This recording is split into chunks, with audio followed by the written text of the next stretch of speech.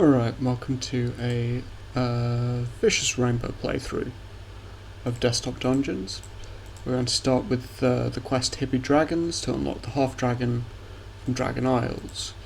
Dragon Isles has probably the most useful Vicious reward, so it's potentially a good place to start. Okay, so the first class we're going to do, and we're going to go with the some sort of super easy option. I think we're going to start with human and orc are both good. We're going to be human. We're going to play with the Transmuter, which I think is a very strong class for Dragon Isles, and recommended try if you're struggling with the quest. We're going to add in our attack boosters. We're going to take Dwarven Gauntlets, which is possibly the strongest generic sort of generic prep if you don't have anything more specific you're going for. We'll add in Black Market for some extra gold. We're going to take Johora Jehayu with a fairly specific idea in mind. Might take the Transmutation Seal with Perseverance Badge is quite a common pick, so is Sword is decent as well. Okay, and we're going to go for the standard potion loadout with the 4 strong potions. And then there's a whole range of item preps that are potentially very good. And I think I'm just going to start the shop scroll. Okay, let's go.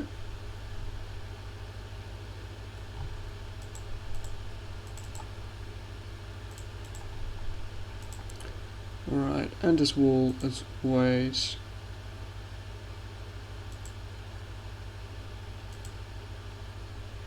You're on the right map. You're alright, yeah.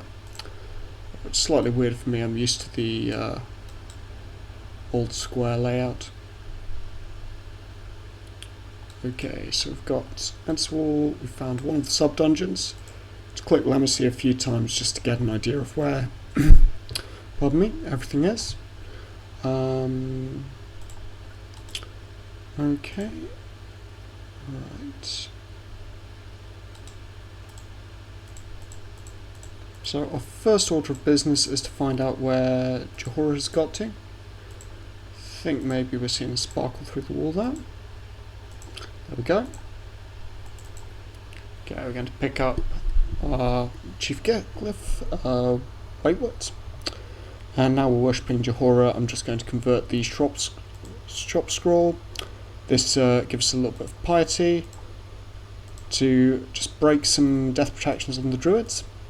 Druids are very much an easy opponent to target, but it's quite important to remember you want to break their death protections in advance, so that when you're cleaning up the map, they're not causing you a problem.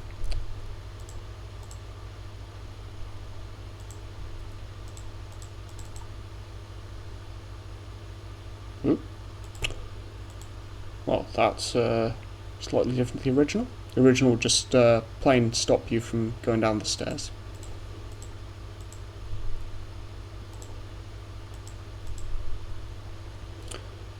Okay, we're going to start doing some converting. Now, one of the things with Transmuter is obviously you get Spirit Sword when you do enough conversions. And this just gives you a load of base attack as a one-off, which is quite useful for, just grab Petition, quite useful for Vicious Dungeons, because sometimes you can struggle to really get those early kills and get the run going. Now,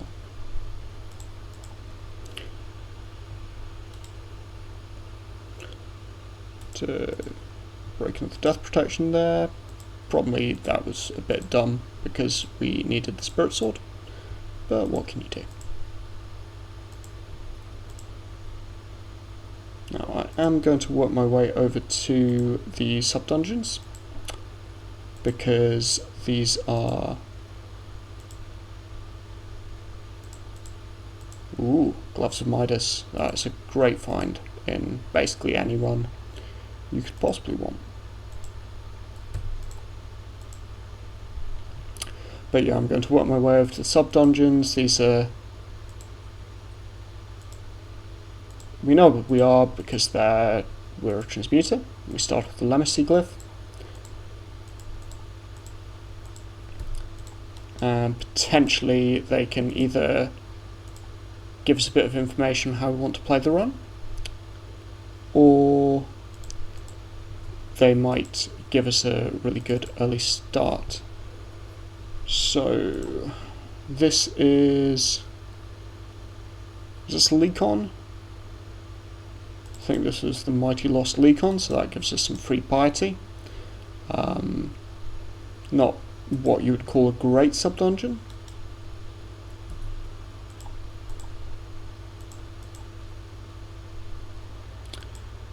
Okay, again, been a little bit careful just to not block ourselves off. Okay, we've got Spirit Sword live, so I'm not going to make the same mistake again. Ooh, I feel sick. That could be strong.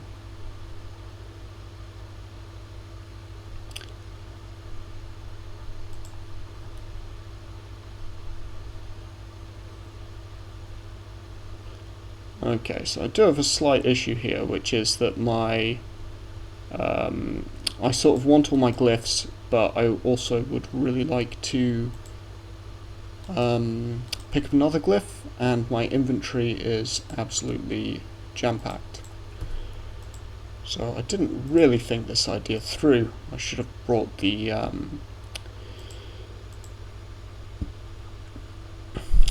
what would you call it? The compression seal, which is the standard prep with Johora Jehu. Okay, so get this troll. We can. Now it's a bit of a painful decision, but I'm going to convert the Gloves of Midas so I can get rolling with the health boost and the mana boost.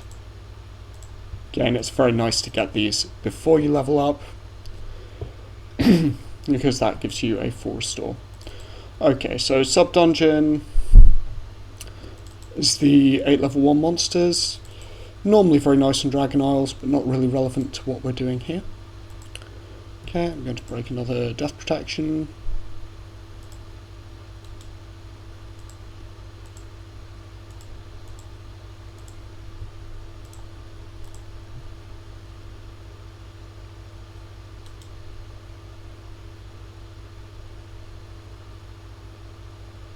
Okay, what do we want to do?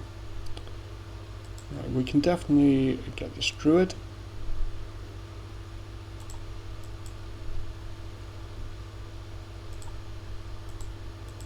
I am playing a little tiny bit sloppily here.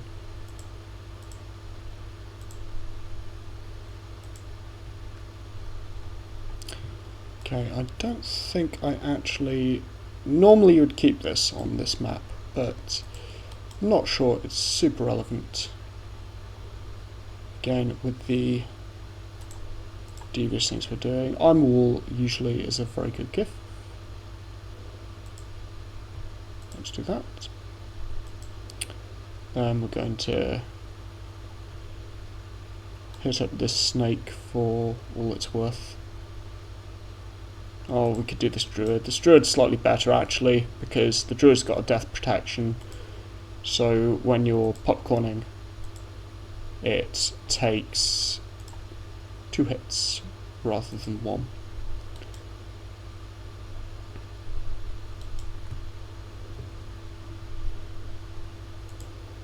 Okay, and as you can see, we're just playing very standard here, just gradually building up our character.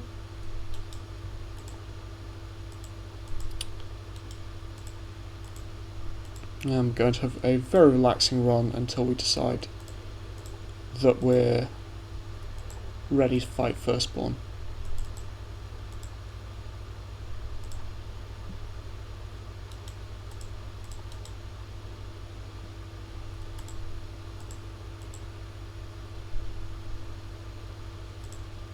Okay, there's Glowing Guardian on the map. And also Tiki Tuki is obviously a good find.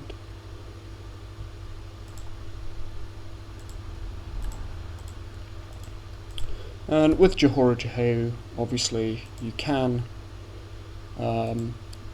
absolutely always good enough for you to stay worshipping Johora for the whole game, but at the same time he can benefit perfectly well from I'm just going to take a slightly, suboptimal level up. I'm not very concerned about this. But he can also benefit quite a lot from having a nice convert out god available, such as Drakul and Tiki Tuki.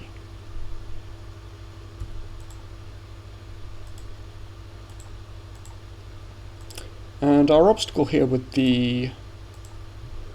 this build, if I'm seeing it correctly, is mainly going to be dealing with the Firstborn. So, as you can see, that's a whole lot of stats. Again, Druid's easily the best target here.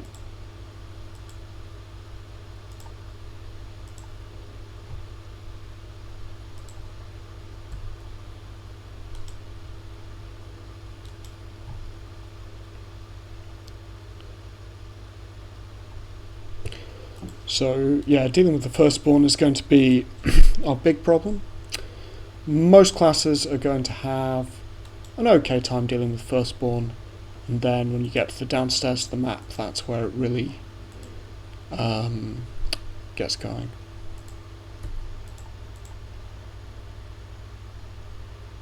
Okay, we just got our Spirit Sword pop, so we're going to...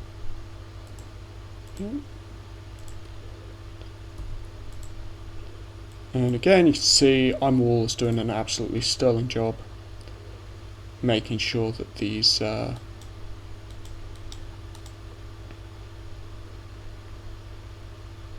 kills are getting us up the levels.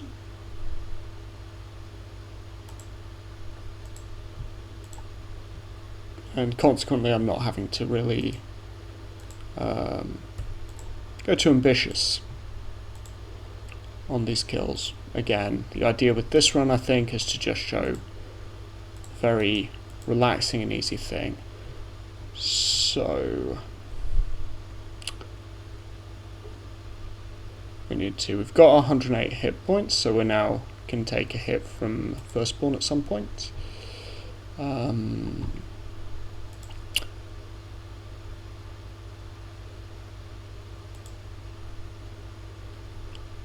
Now we need to find some targets. Okay, probably time to convert this. Just pick up.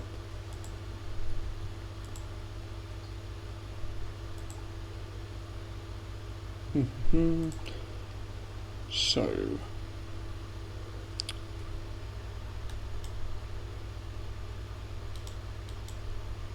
just thinking, well, the other obstacles for this run is that we do need to make sure that we're leveling.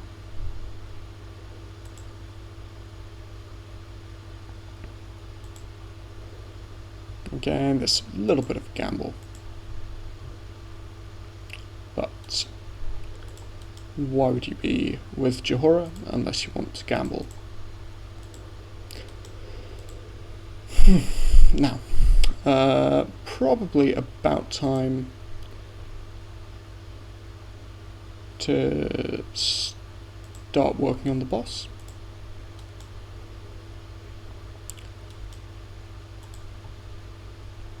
Now, there's a couple of reasons for this. One is I'm at a point where I can do that probably pretty comfortably, but also my inventory is absolutely stacked. I'm going to be using the Potion of Wupaz on Firstborn, because I think, again, especially for this run, we've got a plan for the underside, and we're not going to need it for the Matron of Flames. Okay, temptation is...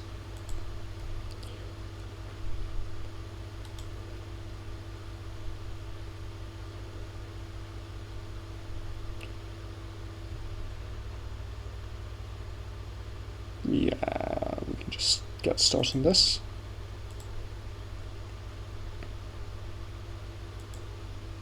Just going to start using our popcorn, get our level ups. I do have a plan to cut myself off from all the extra resources. Spoiler alert.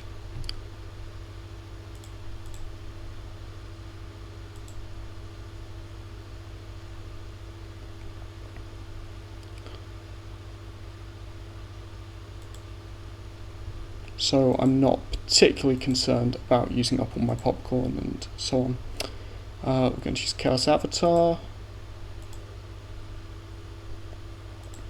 just because we can, really.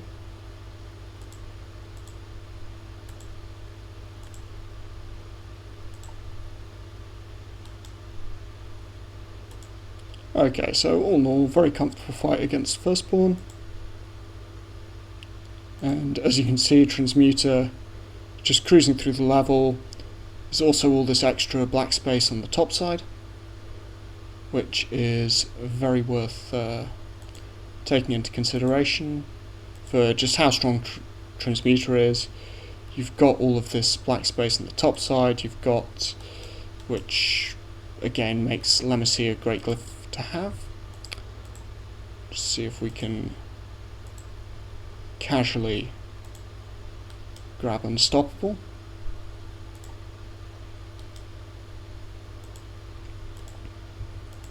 For the badge completionists out there, just get us started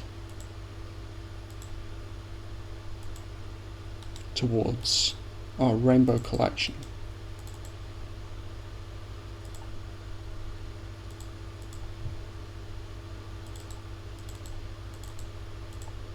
Right, we can sell that dragon scale. Now I'm just thinking, we've already bought something because we bought Gloves of Midas.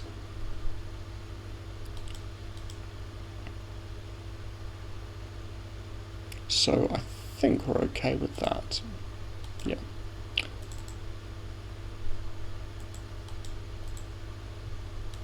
Okay, we've used some potions as well.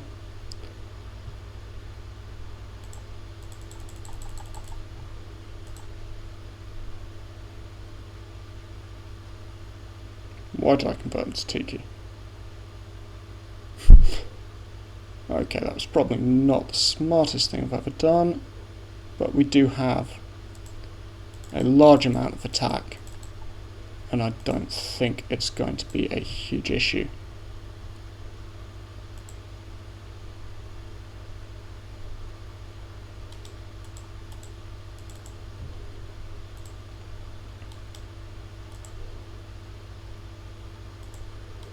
Let's grab this. Okay.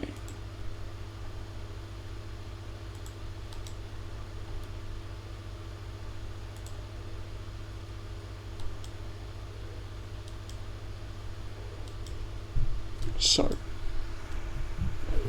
let me think. I'm going to now try and leverage my class features to just completely skip this whole bottom side. I'm going to do this. Let's do this.